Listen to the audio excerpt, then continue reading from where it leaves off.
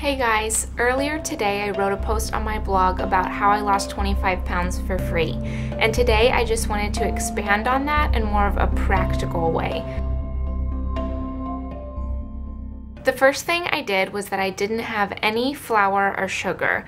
I would have fruit, so I was still having fructose, but even that was only one serving a day, but I didn't have any type of flour. I stuck to a meal plan and I didn't veer off that plan for anything. And my meal plan for breakfast was an ounce of oats, a piece of fruit or 6 ounces of fruit, and 2 eggs or a cup of milk or 6 ounces of yogurt. I would interchange that one.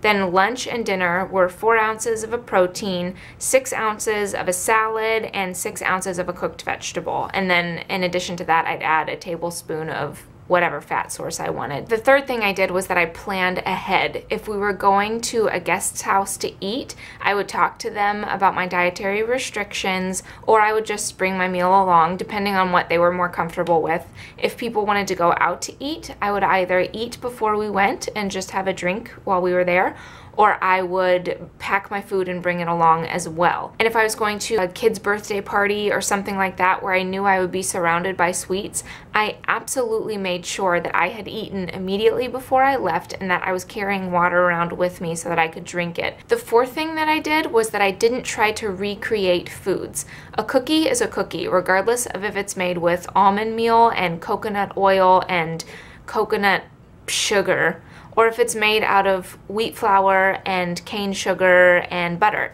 They're both the same thing, and this one is really hard for people to understand. I'm not allergic to wheat. I just have issues with cookies sometimes, so I didn't try to recreate cookies or pancakes or sandwich bread or things of that nature. Instead, the foods that I was able to eat, I just learned how to prepare them well, whether it was roasting vegetables or sauteing the meat a certain way or learning how to grill or broil like I hadn't known before.